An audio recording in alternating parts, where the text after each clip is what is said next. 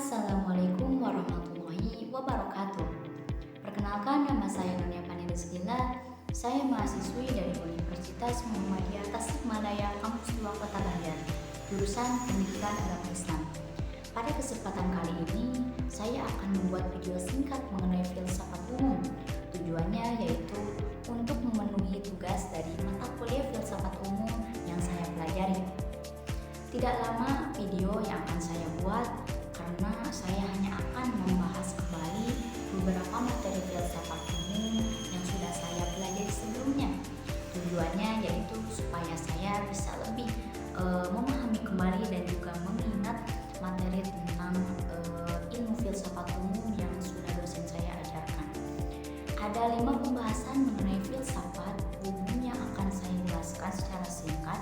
Yang pertama yaitu saya akan menjelaskan sedikit pengertian filsafat, yang kedua objek filsafat, yang ketiga metode filsafat dan pentingnya metode filsafat, dan yang keempat saya akan menjelaskan jenis-jenis metode filsafat dan juga landasan ilmu filsafat. Langsung saja kita ke pembahasan yang pertama yaitu pengertian filsafat. Apa sih pengertian filsafat itu? Nah, menurut bahasa, filsafat bila merujuk pada bahasa Arab disebut falsafah, sedangkan pada bahasa Inggris disebut filosofi, bersumber dari bahasa Yunani. Nah, adapun kata ini terdiri dari 2 kata, yaitu philein yang bermakna cinta dan sophia yang memiliki arti kebijaksanaan. Jadi, secara etimologi, filsafat ini dapat didefinisikan secara cinta kebijaksanaan dalam arti yang mendalam. Nah, jadi seorang filsuf atau filosofer itu mereka adalah pecinta, pendamba, dan juga pencari kebijaksanaan atau kebenaran.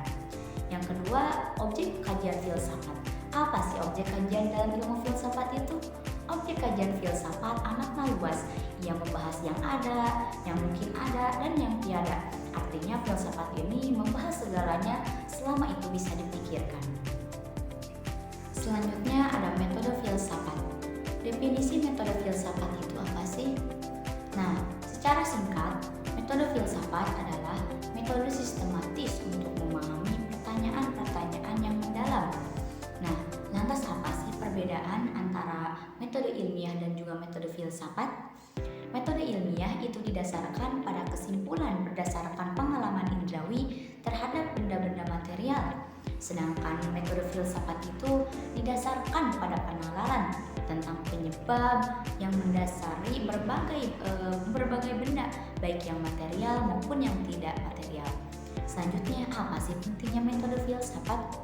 Yaitu pentingnya metode filsafat yang pertama itu untuk menggali pertanyaan fundamental atau sesuatu hal yang mendasari. Yang kedua, untuk memahami konsep dan juga ide. Apa sih konsep dan ide itu? Nah, ide adalah kesan mental yang kasar, bisa berupa pikiran, saran, pendapat, keyakinan, atau niat. Sedangkan konsep adalah sesuatu yang diambil dari suatu fakta atau logika tertentu. Suatu konsep juga bisa berupa suatu prosedur yang ditetapkan. Yang ketiga, untuk membangun argumen yang kuat.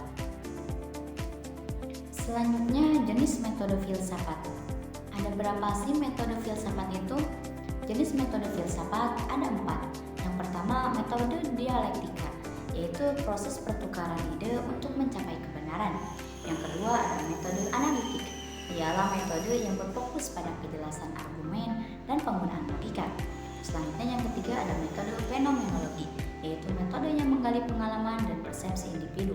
Dan yang keempat ada metode hermeneutika, ialah metode seni dan ilmu penafsiran. Yang terakhir ada landasan utama dalam filsafat ilmu. Landasan utama dalam filsafat itu ada 3. Yang pertama adalah landasan ontologi. Ontologi berasal dari bahasa Yunani, ontos yang artinya ada dan logos artinya ilmu. Berarti ilmu tentang ada atau realitas dalam konteks ilmu pengetahuan. Ontologi berfokus pada apa yang ada dan apa sifat dari realitas tersebut. Apakah realitas itu bersifat material, imaterial, atau keduanya. Yang kedua adalah landasan epistemologis. Epistemologis berasal dari kata Yunani episteme yang artinya pengetahuan dan logos artinya ilmu, yang berarti ilmu pengetahuan atau studi tentang pengetahuan. Epistemologi ini menyelidiki bagaimana kita memperoleh pengetahuan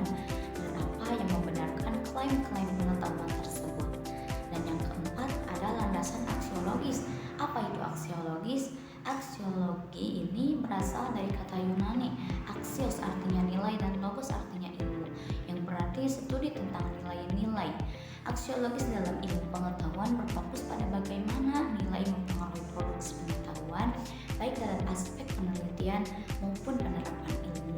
Nah, aspek aksiologi dalam penelitian itu ada tiga nilai, ada nilai etika, nilai sosial, dan juga nilai estetika.